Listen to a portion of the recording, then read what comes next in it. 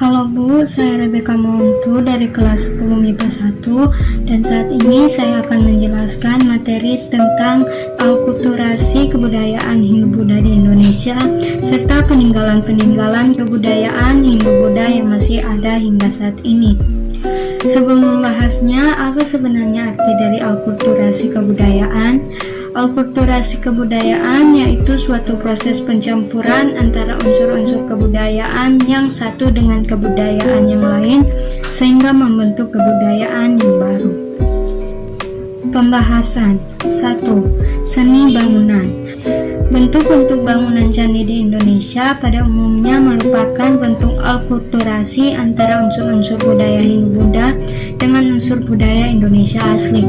Bangunan yang megah, patung-patung perwujudan dewa atau Buddha, serta bagian-bagian candi dan stupa adalah unsur-unsur dari India. Bentuk candi-candi di Indonesia pada hakikatnya adalah punden berundak yang merupakan unsur Indonesia asli. Contoh atau peninggalannya adalah Candi Borobudur, Candi Prambanan, Gapura, Pertitaan Jolotundo, patung dan arka, misalnya patung Kendedes dan lain-lain. 2. Seni rupa dan seni ukir. Biasanya ini dapat dilihat pada relief atau seni ukir yang dipahatkan pada bagian dinding candi. Misalnya relief yang dipahatkan pada dinding Pagar Langkan di Candi Borobudur yang berupa pahatan riwayat Sang Buddha. Di sekitar Sang Buddha terdapat lingkungan alam Indonesia seperti rumah panggung dan burung merpati. Contoh atau peninggalannya adalah Prasasti Klorak, Prasasti Kota Kapur, Prasasti Kutai, Prasasti Tugu, dan lain-lain. 3. Seni pertunjukan.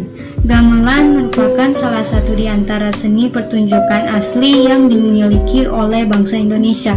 Sebelum masuknya unsur-unsur budaya India, selama waktu berabad-abad, gamelan juga mengalami perkembangan dengan masuknya unsur-unsur budaya baru baik dalam bentuk maupun kualitasnya. Contoh atau peninggalannya adalah gamelan dan pertunjukan wayang. 4. Seni sastra dan aksara. Pengaruh India membawa perkembangan seni sastra di Indonesia. Seni sastra waktu itu ada yang berbentuk prosa dan ada yang berbentuk tembang atau puisi. Contoh atau peninggalannya adalah Kitab Mahabharata, Kitab Arjuna Wiwaha, Kakawin Bharata Yuda, Kitab Pararaton, dan lain-lain. 5. Sistem kepercayaan.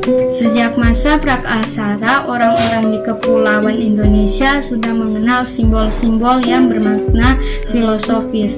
Setelah masuknya pengaruh India, kepercayaan terhadap roh halus tidak punah.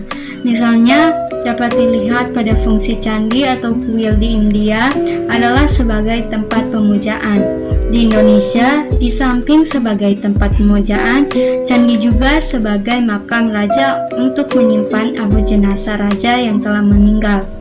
Itulah sebabnya peripi tempat penyimpanan abu jenazah raja didirikan patung raja dalam bentuk mirip dewa yang dipujanya.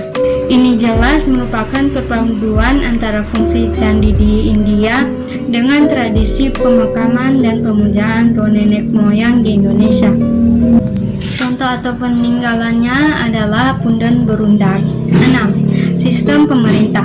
Setelah datangnya pengaruh India di kepulauan Indonesia, dikenal adanya sistem pemerintahan. Secara sederhana, pemerintah yang dimaksud adalah semacam pemerintah di suatu desa atau daerah tertentu. Rakyat mengangkat seorang pemimpin atau seorang kepala suku. Contoh atau peninggalannya adalah dokumen-dokumen penting bekas kerajaan-kerajaan di Indonesia dan reruntuhan bekas-bekas kerajaan-kerajaan di Indonesia. 7. Arsitektur.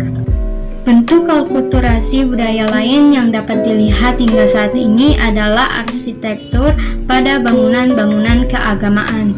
Bangunan keagamaan berupa candi atau arka sangat dikenal pada masa Hindu-Buddha.